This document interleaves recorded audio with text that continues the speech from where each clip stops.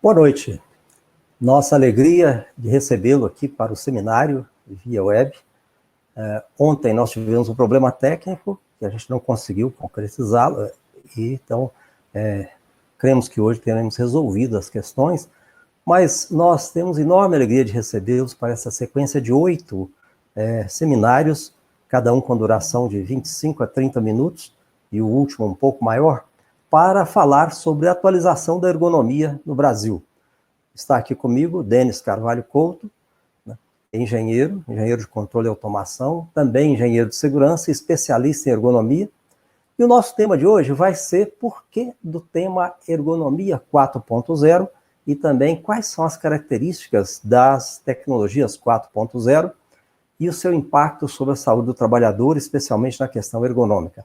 Mas antes, o Denis gostaria de dar alguns recados, algumas orientações para você que nos assiste. Bom, boa noite a todos. Novamente pedimos desculpas pelos problemas técnicos de ontem, mas espero que hoje dê tudo certo. Acredito que o webinário está funcionando normal. E explicar que ontem aconteceu que existe um certo delay entre a nossa transmissão e o que vocês recebem. E a live era para ser transmitida pelo YouTube simultaneamente. Só que por algum motivo o YouTube começou a transmitir um ensaio que nós havíamos feito na parte da tarde, e algumas pessoas acharam que esse ensaio era a apresentação, mas não era a apresentação, era apenas um ensaio. Nós estamos ao vivo aqui, hoje é quinta-feira, 6h32 da noite, então o intuito aqui do webinário ser ao vivo é poder interagir com vocês. Nós vamos colocar algumas enquetes no ar durante a apresentação. Nós vamos, ao final, ter perguntas, então vocês vão poder enviar perguntas.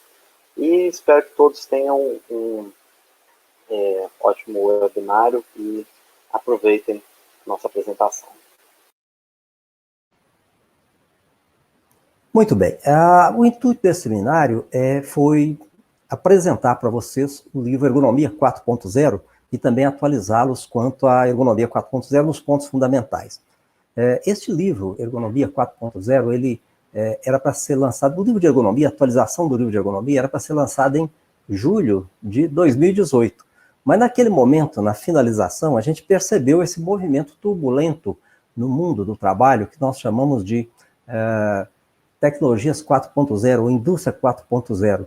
Então, naquele momento, a gente se recolheu, procuramos uma atualização a respeito do assunto, visitamos centros de tecnologia nos Estados Unidos, fomos ao Congresso Mundial de Ergonomia em Florença, onde o assunto foi relativamente bem debatido, visitamos empresas da nossa consultoria, que já tinham tecnologias 4.0, não para ensinar ergonomia, mas para poder ver o que eles estavam praticando. Também visitamos algumas outras empresas não clientes aqui no Brasil e estudamos um bocado a respeito do assunto dentro do enfoque básico da ergonomia. O que é ergonomia? É adaptação do trabalho às pessoas para que elas produzam bem com o máximo melhor de produtividade, com conforto e segurança. E aí, então, nós concretizamos o livro. Ele foi lançado em Belo Horizonte, no dia 4 de março, numa sessão aberta que teve cerca de 100 pessoas. No dia 10 de março, em Curitiba, com cerca de 90 pessoas. E em Porto Alegre, no dia 11 de março, com cerca de 80 pessoas. Um sucesso. E diversos colegas do Brasil inteiro procuraram ver conosco a possibilidade de lançar nas devidas capitais. O pessoal de Recife fez contato, de João Pessoa, e havia até mesmo um projeto de apresentação do livro no Congresso da Associação Nacional de Medicina do Trabalho em Belém, mas que foi adiado por conta aí da epidemia de coronavírus. Então, o grande objetivo é apresentar para vocês o livro. E também o segundo grande objetivo, apresentar a atualização, falando de atualizações da ergonomia, que são importantes, que estão contidas no livro, e ao final a gente comenta a respeito disso. Antes de entrar no tema propriamente dito, a gente gostaria de se solidarizar com os nossos colegas, especialmente médicos do trabalho, enfermeiros do trabalho, técnicos de enfermagem e pessoal de segurança, que está aí trabalhando às voltas com a questão do coronavírus, especialmente do hospital, uma tarefa árdua em que você está arriscando a sua própria saúde física. Então, nossa solidariedade. E temos certeza que lá para setembro, quando essa epidemia passar, nós teremos, então, uma volta da normalidade. Como fênix, nós renasceremos aí das cinzas para um trabalho preventivo muito bom. O nosso web seminário de hoje, ele é dividido em duas partes bem claras. A primeira parte é por que do título Ergonomia 4.0? Que modelo é esse que Denis e eu construímos a respeito do assunto, né, que fala Ergonomia 4.0? O que é isso? E a segunda parte é falar das tecnologias 4.0 e qual que é o impacto sobre a saúde do trabalhador e como que é o impacto em ergonomia. O que nós deveríamos fazer no sentido de ter uma adequação ergonômica. Vamos então para a primeira parte, que seria o que é o modelo de ergonomia 4.0. Para a gente ver o que é isso, nós vamos então falar das fases do trabalho, né? Essas fases do trabalho que as empresas falam que seria basicamente primeira revolução industrial, segunda revolução industrial, terceira revolução industrial e quarta revolução industrial. Vejamos o que vem a ser isso. Nesse slide você pode perceber, né, as fases do processo produtivo.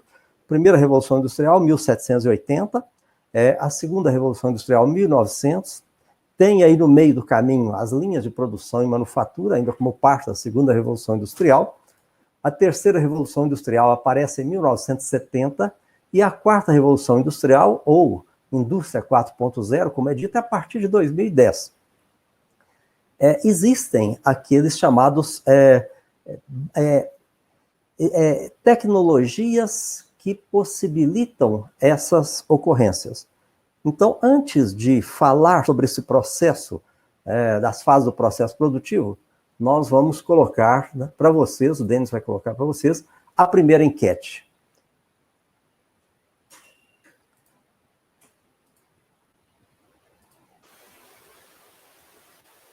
Muito bem. A primeira enquete que nós temos para vocês é essa aqui. Você acha que robótica, automação e exoesqueletos são consideradas tecnologias 4.0? Qual a sua opinião? Sim ou não? Você terá aí mais ou menos 5 minutos, 5 a 7 minutos para responder essa questão. Vamos lá. Então vamos lá. A primeira revolução industrial, ela aparece em 1780 e ela foi desencadeada exatamente pela tecnologia que é o motor a vapor.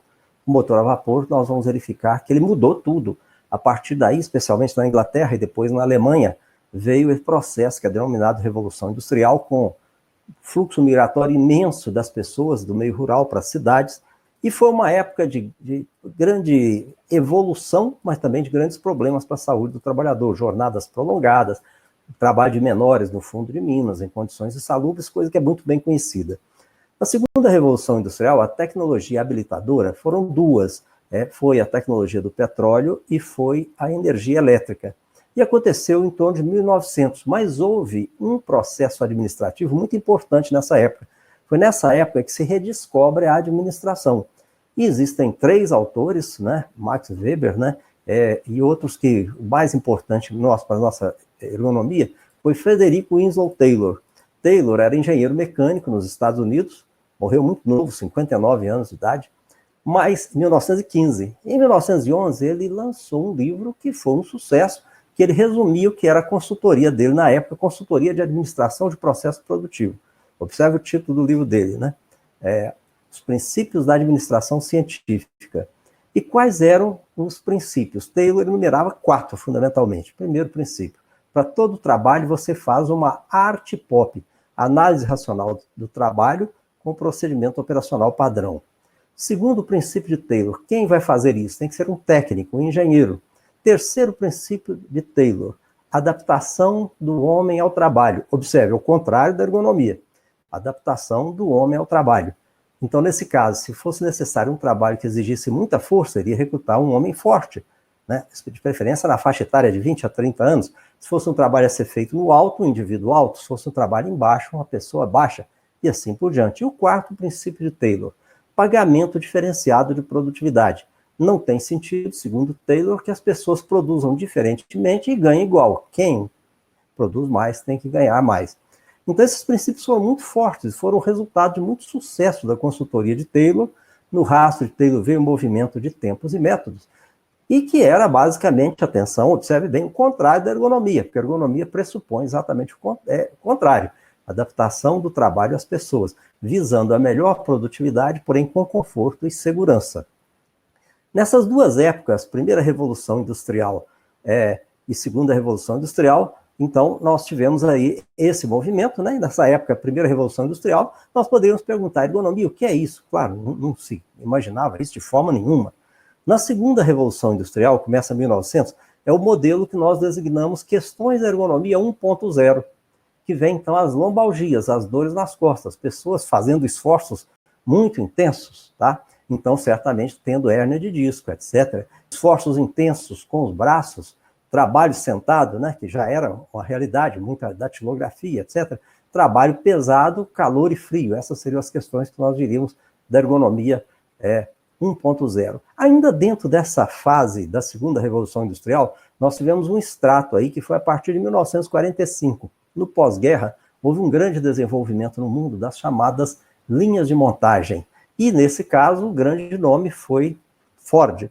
E Ford, com seus princípios de colocar linhas em que as pessoas trabalhavam fixas, repetindo o mesmo padrão de movimento centenas, milhares de vezes ao longo da jornada. E aí começou a aparecer, então, a chamada a epidemia de Leyard-Dort, lesões por esforços repetitivos, distúrbios osteomusculares relacionados ao trabalho. Então, nós, nesse modelo da ergonomia 4.0, nós identificamos essa fase como a fase da ergonomia 2.0, que trata da organização do trabalho com horas extras, dobras de turno, aceleração da velocidade da esteira. Quem não se lembra do filme de Charlie Chaplin, Tempos Modernos, 1936, com cenas hilariantes, somente a primeira vez que a gente vê, depois a gente vê que é uma tristeza. Né? Então, questões importantes que vinham sobre o trabalhador, mas coincidindo com grandes resultados financeiros, inclusive com barateamento do preço dos produtos, com a ascensão social da classe trabalhadora. Esse modelo dura até 1970. Em 1970, nós tivemos a terceira Revolução Industrial. E qual que foi a tecnologia balizadora fundamental para ela? Foi o computador. E, nesse caso, agora, a gente chama de revolução. Você tem que entender o que é uma revolução no processo produtivo. Tudo que era anterior é abandonado e passa a se trabalhar de uma nova forma, nesse caso, balizado pelas tecnologias de computador, como máquinas CNC, comando numérico computadorizado, né? Sistemas SDCD, sistema de controle digital de processo. Então, toda uma mudança que aconteceu, e nesse caso, no nosso modelo, é a fase da ergonomia 3.0. Nós temos aí na tela, que você pode ver, né, no slide, o impacto da microeletrônica, muito tempo trabalhando com o computador, o impacto da robótica e da automação.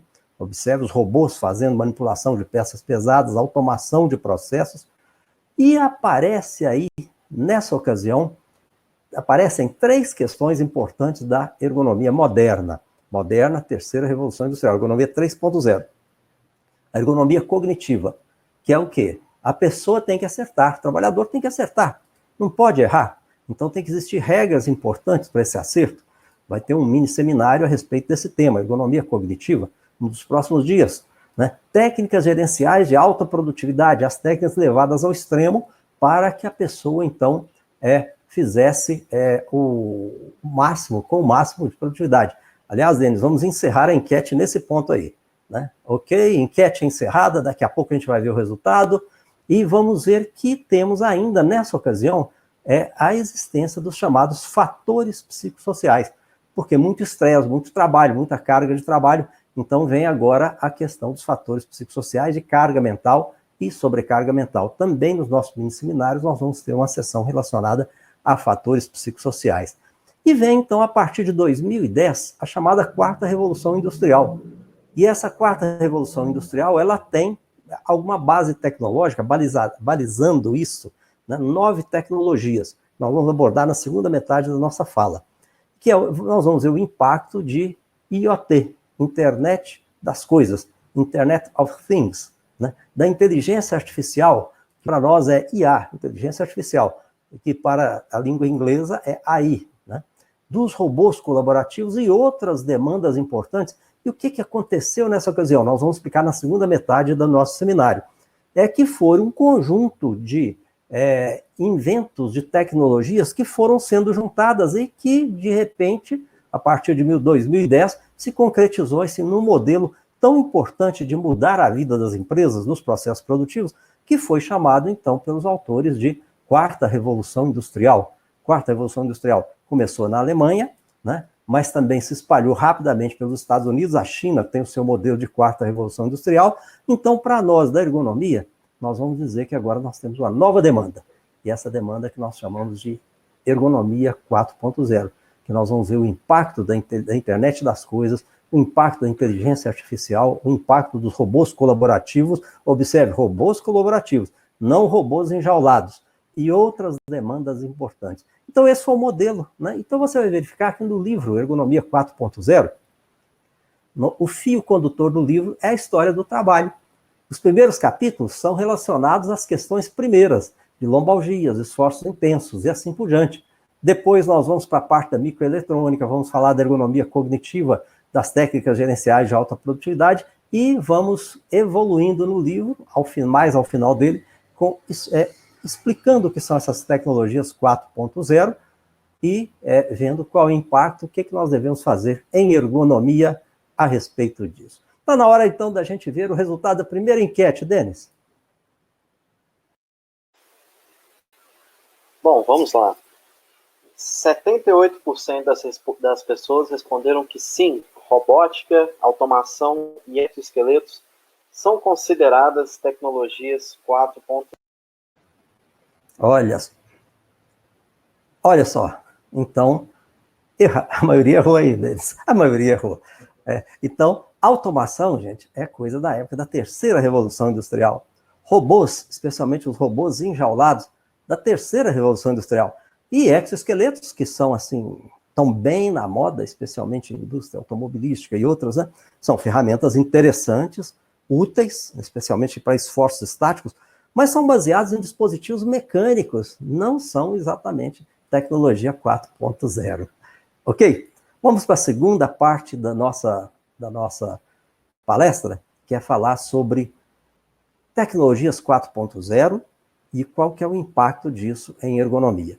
Nesse slide, você observa aquilo que é conceitual de internet, né? Quais seriam as 9 tecnologias que nós chamamos habilitadoras da indústria 4.0, dos processos tecnológicos 4.0. Aí, na posição de meio-dia, está robôs colaborativos, né? Na posição de 1h da tarde, né? De 13 horas, simulações, de 3 horas da tarde, de 3 horas, integração de sistemas e máquinas. Depois, lá pelas 4, IoT, Internet das Coisas. Lá pelas 5, cibersegurança. Lá pelas 7, cloud, né, que seria armazenamento na nuvem. Depois nós temos lá pelo 8, impressões 3D. Depois nós temos lá pelas 9, realidade aumentada. E lá pelas 10h30, 11 horas, tem Big Data Analytics, que seria o quê? Inteligência artificial cognitiva. Então, são 9 tecnologias que habilitaram essa mudança que as empresas estão fazendo de uma forma assustadora. Nesse próximo slide, você vai verificar que nós fizemos, então, uma verificação do que é fácil e do que é difícil. Observe que em azul são aquelas fáceis. Em alaranjado, nós temos aquelas que são de média dificuldade. Em amarelo, aquela que efetivamente é a mais difícil. Vamos comentar um pouquinho. Fácil. Integração de sistemas e máquinas. Hoje nós temos tecnologia fácil para isso. Internet das coisas, hoje é extremamente fácil. Sensores para a internet das coisas são muito baratos hoje em dia. Você tem que ter uma boa internet. Se você eventualmente não está me enxergando bem aí, onde você está, nesse recanto do Brasil, é porque a internet aqui não está grandes coisas. Saiba disso. Então, para que a internet, ou lá, ou aí, né? Aqui em Belo Horizonte, ou aí, né? Então, a internet das coisas é um ponto assim fundamental. Para que ela funcione, é que a internet esteja funcionando bem. Cibersegurança não tem muito de novo, não. Os nossos bancos aqui no Brasil são muito bons em relação a isso. E aí eles trabalham exatamente nisso para poder prevenir fraudes, prevenir hackers nas contas dos clientes, etc. Mas, assim, é um ponto fundamental dessas tecnologias habilitadoras. E depois nós temos cloud, armazenamento na nuvem. Observe que o armazenamento nas nuvens modificou uma revolução total em relação à microeletrônica. Isso é importante que se diga. Isso só é possível, essa videoconferência aqui, por causa de armazenamento nas nuvens. Na média dificuldade, nós temos os chamados robôs colaborativos. Não é tão simples. Nas simulações, também não é tão simples. E a impressão 3D, ela é uma evolução importante das máquinas CNC. Só que tem muito mais tecnologia envolvida aí. Então não é tão simples. E a realidade aumentada também não é tão simples. Especialmente para poder resolver alguns pontos fundamentais que a gente vai verificar, vou explicar um pouquinho. E na dificuldade que está em amarelo, a inteligência artificial cognitiva. Na realidade seria o quê? É que a inteligência artificial, as pessoas ficam sem saber direito o que é inteligência artificial, e às vezes a gente imagina que inteligência artificial é robô. Não, aquele robôzinho lá do R2-D2, lá como é que chama? Guerra nas Estrelas, né? Star Wars, né? Não é aquilo que é inteligência artificial. Eu posso ter nesse meu computador, que eu estou transmitindo essa palestra com um notebook de boa qualidade, eu posso ter inteligência artificial. Mas para que a inteligência artificial funcione, tem que existir um outro ponto importante, que é o chamado Big Data. Não existe inteligência artificial se não existir o Big Data, um grande número de dados que programas de computador, que vão ter 3 tecnologias, vão acessar para poder tirar informação inteligente numa velocidade muito rápida. Então, vamos ver no próximo slide. Assim, nesse ponto aqui tem uma enquete. A segunda enquete da nossa videoaula. Denis. Então, olhem aí na tela de vocês, vou publicar a seguinte enquete. As tecnologias 4.0 aumentam em mais de 100% a produtividade das empresas. Você concorda com essa afirmação ou discorda? Qual a sua opinião? Vocês vão poder responder aí nos próximos 5 minutos.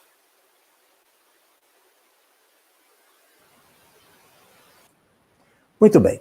Vamos ver no próximo slide quais são as 3 tecnologias que são consideradas, então, pilares. Internet das coisas, cibersegurança, o cadeado é representativo, e análise de Big Data e inteligência artificial. Então, falando um pouco mais a respeito de inteligência artificial, inteligência artificial é um grande desafio desde Turing, né? Quem é considerado o criador do computador foi Alan Turing, lá para 1942, lá na Inglaterra, em plena Segunda Guerra Mundial, né? Quem assistiu ao filme, como é que chama o filme? O Jogo da Imitação, pode ver isso, como é que foi desenvolvido, né? E em 1950, pouco antes de morrer, Alan Turing já falava exatamente sobre inteligência artificial. Ele já fez algumas comparações, e é por isso que o filme se chama exatamente O Jogo da Imitação. Seria em que grau o computador imita o ser humano, ou o ser humano imita o computador. Mas a grande revolução disso, houve evoluções grandes ao longo dos anos e das décadas, né? O Deep Blue vencendo o campeão mundial de xadrez, etc. Mas em 2012, a partir de 2012, é que passou a existir a grande revolução através de 3 tecnologias importantes para o computador. Uma se chama Deep Learning, a outra Reinforcement Learning e a outra Machine Learning. Essas 3 tecnologias, que não cabe aqui explicar como que é, né? Mas assim, elas mostraram para o computador entender cenários. Então, à medida que existe Big Data, que se ensina ao computador tais características que estão ali naqueles dados, com esse cenário caracterizam tal problema, o computador começou a aprender. E aí, então, o computador, a inteligência artificial, nos auxilia nesse processo. E é por isso que não é tão simples, porque você tem que ter as 2 coisas juntas, as tecnologias, as 3 relacionadas à inteligência artificial, que eu citei, junto com Big Data. Não existe inteligência artificial sem Big Data. Então, são essas 3. Mas a inteligência artificial, claro, faz uma enorme diferença à medida que o computador enxerga cenários sem precisar de algoritmos digitados pelos seres humanos. Então, o melhor termo, você vai dizer o seguinte, o que as empresas, tem empresa que tem isso tudo? Não, não. Tem empresas que estão na 3ª Revolução Industrial, mas já tem uma série de recursos da 4ª Revolução Industrial. Tem outras que estão na 2ª Revolução Industrial, mas que já tem uma série de recursos da 4ª Revolução Industrial. Então, talvez o melhor termo seria empresas com tecnologias 4.0. Também por causa de um outro detalhe, porque quando você fala em indústria 4.0, você está limitando a indústria. Enquanto você fala empresas com tecnologias 4.0, é o que acontece. Por exemplo, hospitais com diversas tecnologias 4.0, setores de serviços com diversas tecnologias 4.0, que vão incorporando gradativamente mais e mais tecnologias. Vamos ver, então, alguns exemplos. Aí são figuras, algumas fotos nossas, outras de livro, né, outra de revista, essa é a impressora 3D, né, que vai fazer aí peças de alta qualidade, digamos, especificadas com muito cuidado, com muito detalhe técnico, mas em pouco volume. Porque pode ter até peça de alta qualidade, de alto valor agregado, mas se for em alto volume, as linhas de produção e as máquinas tradicionais já faziam. Nas impressoras 3D, elas vão atender a essa demanda melhor. Esse é o robô colaborativo, essa é uma fotografia exatamente do fabricante desse robô na Alemanha, e você vai verificar o seguinte, como que a gente iria imaginar um robô tão perto do trabalhador? Os robôs da época da terceira revolução industrial, eles eram robôs, dizíamos, enjaulados, né? Nós sabemos o que é isso. Agora você vê um robô tão perto aí do trabalhador, aproveitando o saber do trabalhador e o robô atingindo os pontos que são difíceis para o trabalhador, então melhorando, por isso que é chamado robô colaborativo, e também diminuindo a possibilidade de lesões nos braços, nos ombros do trabalhador. Vamos ver o próximo. No próximo, nós vemos aí uma imagem tirada de um trabalho científico, também robô colaborativo. Observe o posto de trabalho, como é que seria o indivíduo bem sentado num posto de trabalho e o robô fazendo a operação. E aí, no lado direito do slide, a gente fala exatamente o que seria. É a combinação de cognição e habilidades sensoriais e motoras do ser humano, mais a precisão, velocidade, força e ausência de fadiga dos robôs. Isso tem na medicina o seu grande exemplo, que é a chamada cirurgia com auxílio de robô. O pessoal diz que é cirurgia robótica. Não, não é. Na verdade, o cirurgião é um cirurgião ser humano, que tem toda uma habilidade, tem todo um saber, mas ele opera joysticks. E aí, verificando isso, lá na frente você tem um robô com braços muito precisos, com pinças muito precisas, fazendo incisões muito delicadas, fazendo suturas super bem feitas, de tal forma que no final você tenha pouco impacto, né? A cirurgia se torna muito mais precisa. Essa é uma foto que nós tiramos do nosso colega de Curitiba, Dr. Paulo Zétula, na visita que nós fizemos a uma empresa que foi a gráfica que imprimiu esse nosso livro lá no interior do Paraná, em Londrina. E o que é isso aí? É um óculos de realidade virtual, que é utilizado para quê? Para treinamentos de segurança, treinamento de integração. Uma demanda importante, você tem uma admissão, e essa admissão, ou daqui a pouco outra admissão, daqui a alguns dias. Como é que você faz o treinamento de integração? Nesse óculos de realidade virtual, o indivíduo se senta nessa cadeira e acompanha, faz um tour pela empresa, né, conhece o gerente, conhece o diretor, né, e vai andando aí, virando a cabeça, e como se ele estivesse dentro da empresa, com um grau de resolução importantíssimo, né, no sentido de passar regras de segurança. E foi por causa disso que houve a chamada guinada dos gigantes da automação e controle, como, por exemplo, nesse caso, é do site da IBM. A IBM, em determinado momento, abandonou a fabricação de computadores e passou a trabalhar com inteligência artificial, que se chama plataforma Watson. No caso específico, né, outras empresas, a ABB, né, da Suécia, eles também têm as respectivas plataformas. Uma mudança geral, né, no sentido de atender a essa nova tecnologia. No Brasil, as empresas mais avançadas são as sucursais brasileiras de multinacionais, as empresas químicas e de celulose e papel. O agronegócio está muito adiantado nisso, os call centers. E em sistemas cyberfísicos, os bancos são bons representantes de alta tecnologia envolvida nisso, também estão envolvidos na aeronáutica, no controle de tráfego aéreo, sistemas de controle de trânsito, de tráfego metroviário, né? E olha só que interessante, serviços de saúde e interpretação dos resultados dos exames complementares, de forma importantíssima, isso já fazem aí direto em muitos hospitais, né? Isso foi tão importante que o Senai verificou isso como uma área prioritária. Esse slide é do site do Senai, chama o item Indústria 4.0. E observe o detalhe, né? Curso gratuito e totalmente online. Né? Clique aqui e faça, né, já a sua matrícula, internet das coisas, etc. Muito bem. Tecnologias 4.0 no Brasil. Alguns comentários, né? Manufaturas, produção contínua, né? E mais outros itens importantes que nós vamos ver. Manufatura, por exemplo, a gente já tem visto muita coisa importante, como, por exemplo, a autogestão da velocidade da linha, eliminando aquela variação de modelo para modelo, o fornecimento do componente exato, através de mecanismos que são chamados de picking by light, né, em que não se erra, aquele componente vai certinho para o carro, para o seu destino. O suprimento seguro de material pelos AGVs, são aquelas empilhadeiras sem operador circulando pela empresa, são da época da terceira revolução industrial, mas foram bem aperfeiçoados. Tablets com projeto em 3D, facilitando montagem, especialmente quando o tempo de ciclo é muito maior, simuladores para treinamento em realidade virtual e robôs colaborativos. Na produção contínua, por exemplo, fábrica de celulose, né, de papel, celulose especialmente, né, petroquímica, está muito adiantado, né, especialmente com sistemas inteligentes que vão monitorar o processo, para poder evitar paradas operacionais, que podem dar muito prejuízo para a empresa, como podem trazer muitos problemas para o indivíduo em termos de fazer coisas, dificuldades, né? Dados do processo em smartphones, o supervisor, o técnico vai para a área e todo o processo está ali na mão dele, no smartphone, porque é transmitido da sala de controle por internet das coisas para o smartphone dele.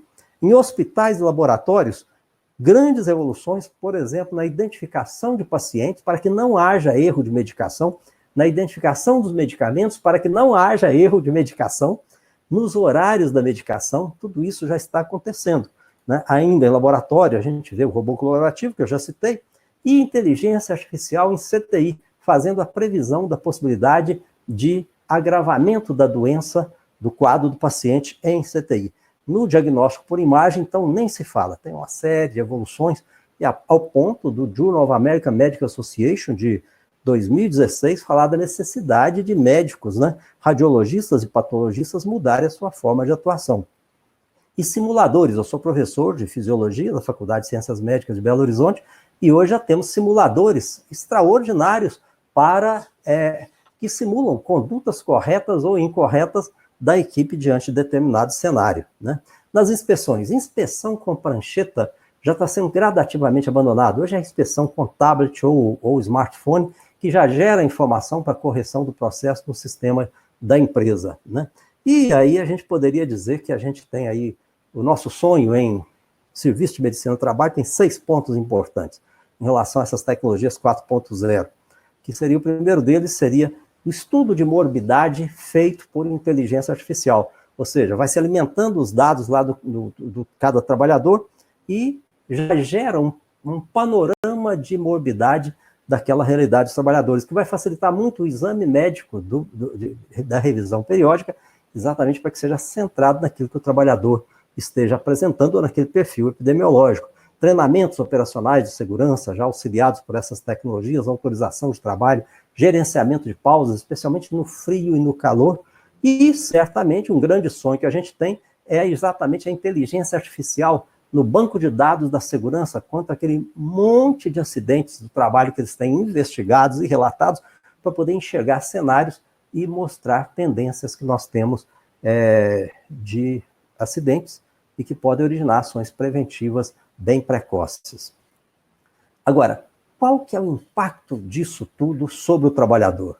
Nós temos que entender que as tecnologias 4.0 estão solucionando problemas ergonômicos e facilitando a vida do trabalhador em diversos pontos.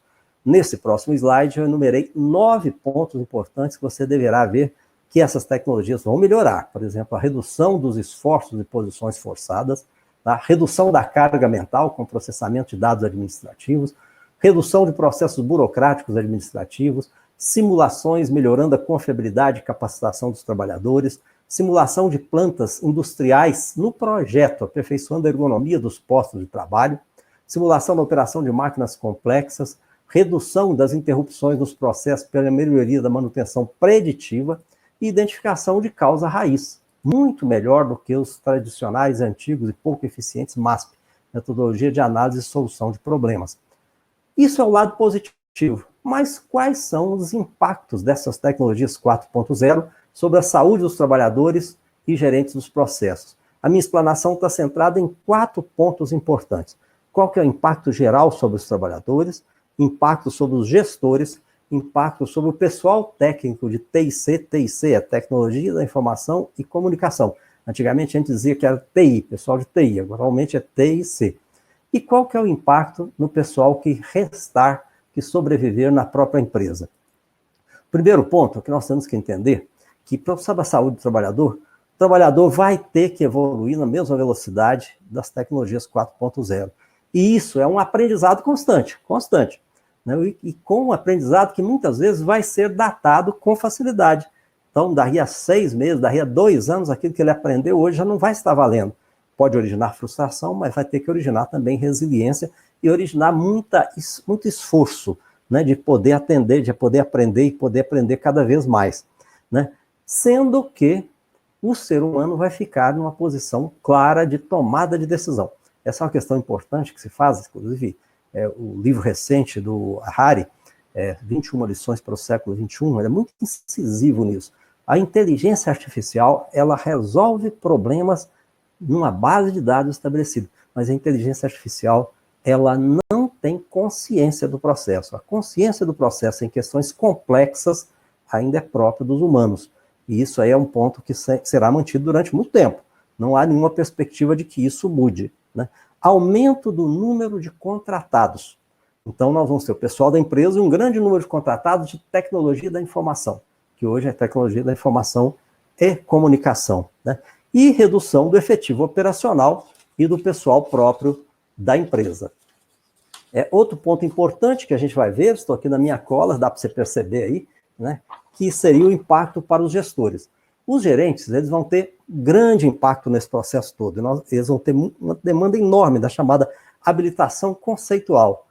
Então, a habilitação conceitual, você tem que entender esse processo como um todo, tá? No sentido de fazer contratos adequados, de ter interação adequada com o pessoal, com a equipe com as empresas contratadas para tecnologia de informação e controle, tá?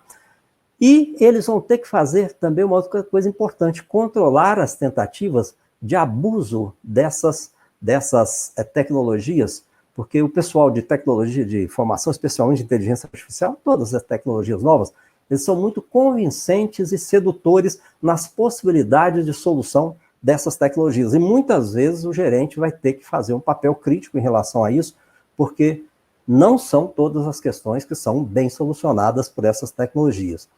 O pessoal técnico envolvido, imagina agora os técnicos formados lá em microeletrônica, pessoal que vai dar assistência a isso, é o pessoal de TI e comunicação.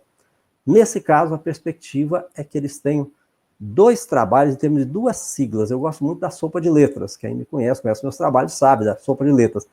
Vão ser 2 sopas de letras para esse pessoal. Primeiro é o trabalho IDT. Trabalho intenso, denso e tenso. Pode anotar. Já está sendo. Por quê? Porque o trabalho é intenso. Especialmente quando você fala de cibersegurança, é um trabalho intenso que vai ser denso, sem poros, e vai ser tenso, porque tem que resolver aquilo, né, num curto intervalo de tempo. E a outra sopa de letras para esse pessoal é o trabalho TTTQL. O que é isso? Trabalho o tempo todo em qualquer lugar.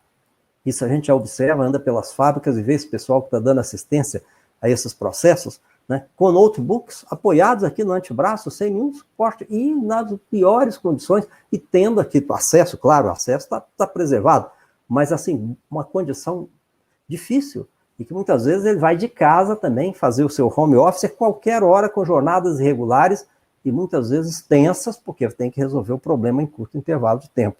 Uma enorme dependência da internet, né? Então jornadas de trabalhos irregulares e disponibilidade para atender a emergências em qualquer dos pilares.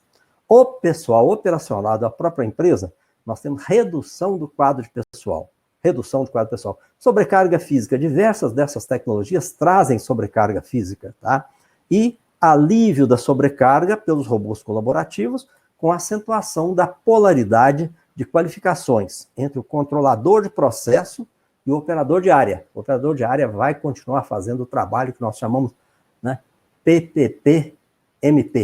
E o que é o trabalho PPP-MP? É o trabalho porco, pesado, perigoso e mal pago. Esse vai continuar existindo e vai estar restrito, vai ser para o pessoal da área.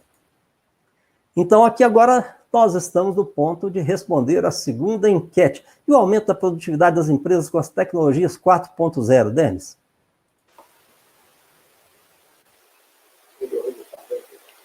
Bom, foi bem equilibrado, na verdade.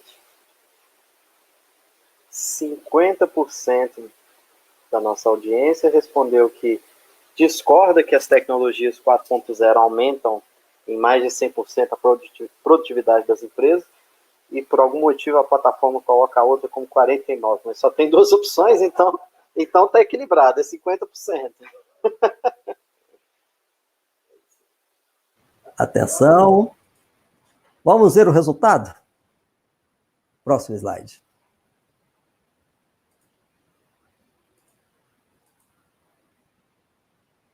Vamos ver? O que dizem os estudiosos a respeito de tecnologia 4.0? Qual que é o ganho de produtividade dela? Redução nas despesas de manutenção entre 10% e 40%, especialmente pelas intervenções mais precoces. Redução no consumo de energia entre 10% a 20%. Aumento da eficiência no trabalho entre 10% e 25%. Mas esses estudiosos são unânimes em dizer que essas tecnologias aumentam a produtividade em cerca de 30%. Não mais do que isso. Aí você pode estar meio frustrado, né? Puxa vida, com tanta coisa interessante, aumenta só em 30%. É verdade. Na realidade, existe uma tecnologia que aumenta a produtividade e o ganho financeiro da empresa muito mais do que isso. Muito mais do que isso. Nós vamos falar qual é essa tecnologia no nosso 8º seminário, daqui a alguns dias. Muito bem.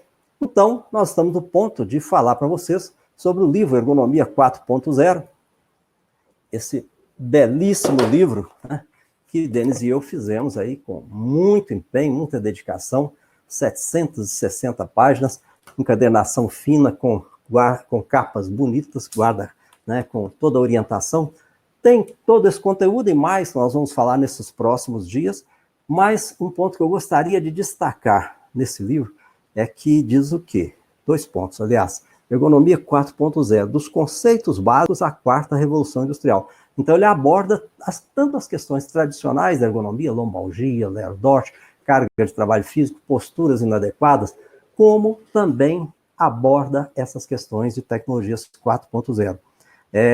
Mas, o outro ponto que eu gostaria de destacar, que está escrito aqui, o livro do profissional de ergonomia, ele se destina a ser um bom guia de referência para você que pratica ergonomia profissionalmente.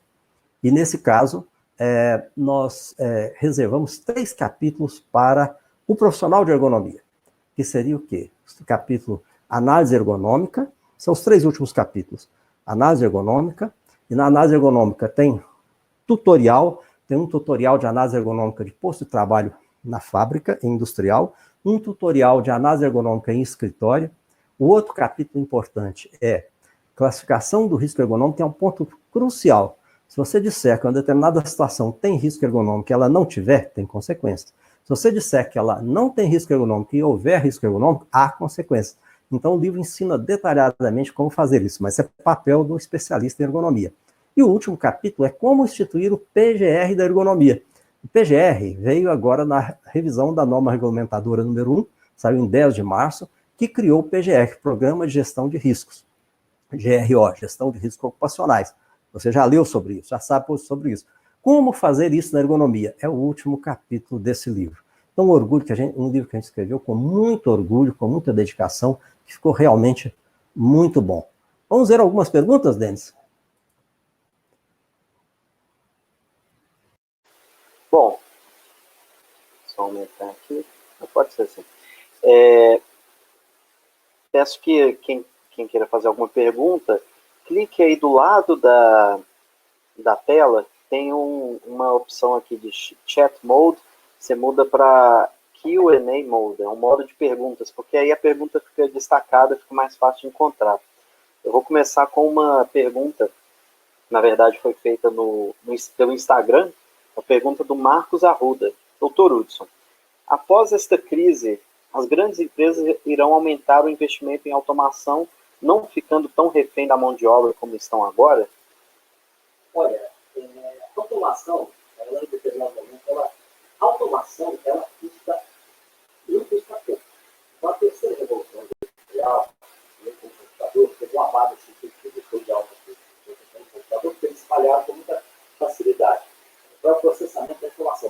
automação do processo em si, você tem que fazer toda uma avaliação de grau que isso vale a pena, inclusive com o tamanho, né, do seu lote, do que você tem que vender. Então, ela não é uma decisão que vem pós-coronavírus, ela é uma decisão que vem com outros aspectos, mesmo porque coronavírus, como esse caso nós sabemos, não poupa nível hierárquico. Então, eu não creio que o motivo de automação pós-coronavírus seja o coronavírus. Bom, o Rony Antônio de Azevedo perguntou: professor Hudson, quais as perspectivas e oportunidades de trabalho em ergonomia no Brasil? Vejo essa área com muitas restrições, pois as empresas mal investem para atender à legislação de segurança do trabalho. A sua pergunta, Rony, ela realmente é de fato, mas isso não é apenas na questão relacionada à ergonomia, não. É a questão de saúde e segurança do trabalho, ela envolve uma questão assim de valor do empresário, nós sabemos. Nós temos empresas assim altamente interessadas nessa questão, empresas que já descobriram que trabalhador sadio rende muito mais, trabalhador produtivo tem muito mais engajamento, né, na empresa do que o trabalhador que está com má produtividade devido à ergonomia. Mas se você me perguntar assim, como fazer, eu diria que existem dois caminhos. O primeiro, esquecendo o lado de governo, né, que seria o caminho, primeiro, de convencimento. Nós podemos fazer isso bem, especialmente nós que somos da saúde, né? A gente consegue fazer isso com uma certa facilidade com o empresário, quando a gente está dentro da empresa. E o segundo caminho é a definição do chamado ganho financeiro com a ergonomia. A ergonomia, ela proporciona ganhos financeiros assim, bastante importantes. Tá? Então, seria esse outro caminho. O terceiro é aproveitando a oportunidade. Essa oportunidade saiu agora em 10 de março, o PGR. E o PGR, ele diz o quê? Ele não coloca forma de se fazer, mas coloca que a empresa tem que mapear o seu risco, seja químico, seja biológico, seja geral, risco de acidentes, inclusive ergonômico, e ter planos de ação em relação a isso. Foi uma mudança radical que aconteceu no Brasil, né, a partir de 10 de março. Então, aproveitar essa oportunidade, né, certamente ninguém vai fazer nada antes de setembro, nós estamos cansados de saber, por causa dessa atenção hoje é muito, muito mais de subsistência e outras questões. Mas a partir de setembro, eu diria então, repetindo, né, pegue a oportunidade do convencimento, né, as pessoas são sensíveis à questão de saúde do trabalhador. Segundo, pegue os ganhos financeiros que a ergonomia pode proporcionar. E terceiro, leia a nova norma regulamentadora 1 e faça o PGR da ergonomia.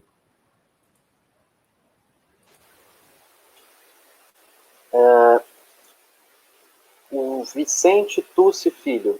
Olá, professor Hudson, como calcular os ganhos em investimentos em ergonomia? Ô Vicente, é o seguinte, você tem 4 linhas para poder trabalhar em relação a ganhos financeiros. A primeira linha é mostrando que trabalhador em boa condição ergonômica, ele produz muito mais. O segundo é mostrando a redução das perdas pela falta da ergonomia. Terceiro é mostrando a redução dos passivos pela falta da ergonomia. E o quarto é mostrando que soluções de máquinas já ultrapassadas que podem dar uma muito melhor produtividade para a empresa também originam, né, melhoria da condição ergonômica.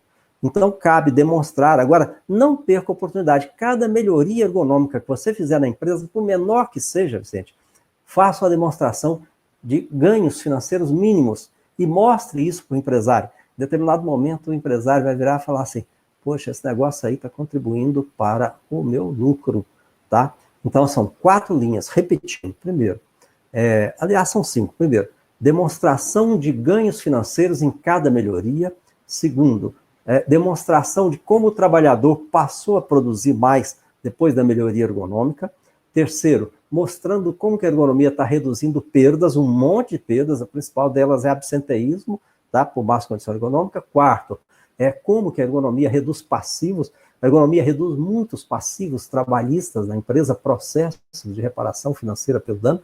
E quinto, mostrando como que uma melhoria de tecnologia faz a empresa ganhar mais dinheiro e reduz o problema de ergonomia do trabalhador.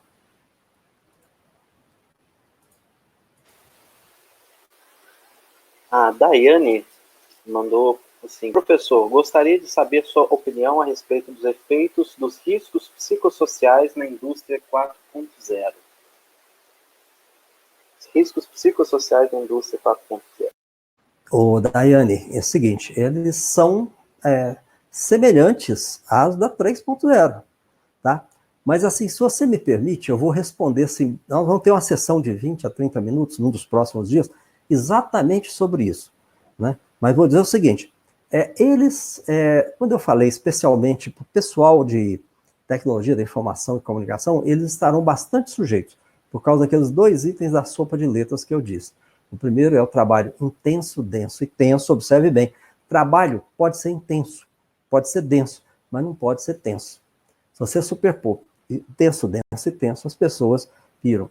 Segundo, é a questão do trabalho TTTQL, trabalho o tempo todo em qualquer lugar, naqueles ritmos forçados, trabalho irregular. Então, isso é um ponto importante que tem que ser considerado. Atenção quanto a uma questão chamada carga mental e sobrecarga mental. Carga mental é bom, né? Sobrecarga mental pode descompensar a pessoa. Nós vamos ter, né, uma videoconferência a respeito disso, mas me permita, né, dizer o seguinte, neste livro você vai encontrar isso muito bem explicado, inclusive o que fazer em termos de processo gerencial das questões psicossociais.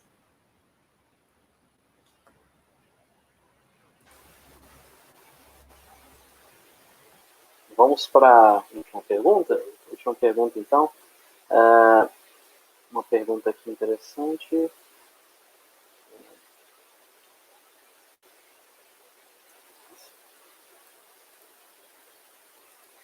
Caro doutor Hudson, o parecer do Ministério Público do Trabalho na revisão da NR17 indica uma AET preliminar e AET completa. Qual a principal diferença das AETs? Claro, tá? Isso. Eu quero falar do Pride. Deveria que esteja nos assistindo. Aquele nosso curso de economia aqui da Lei Norte, terapeuta profissional dos mais competentes que eu conheço. Que bom que você está aqui na audiência. Claro, é o seguinte.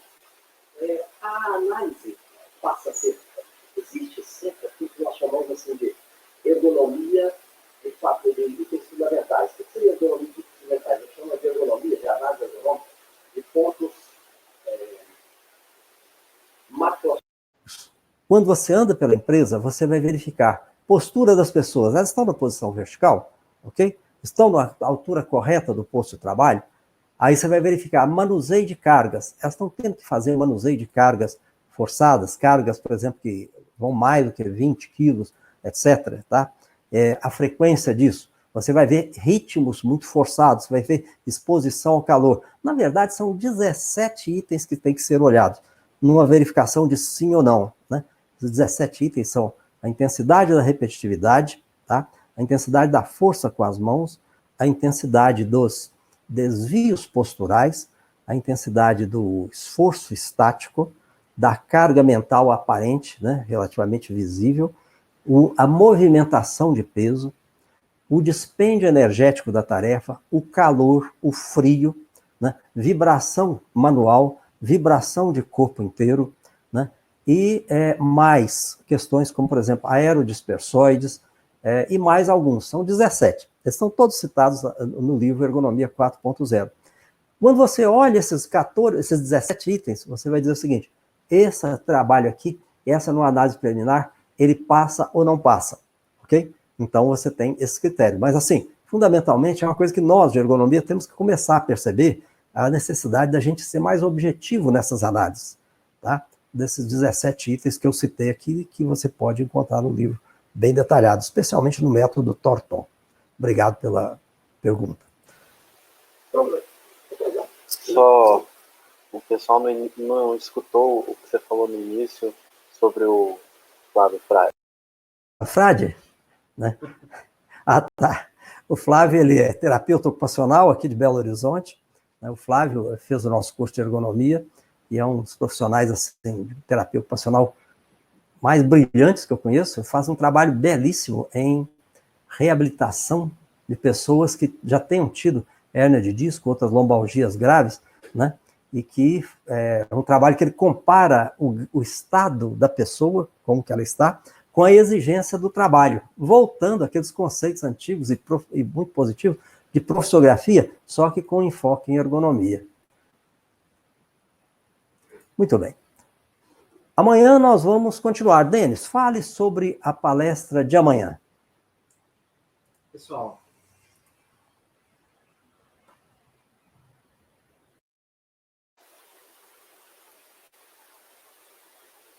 bom, a palestra de amanhã, o tema é levantamento manual de cargas complexas e o método LIFT.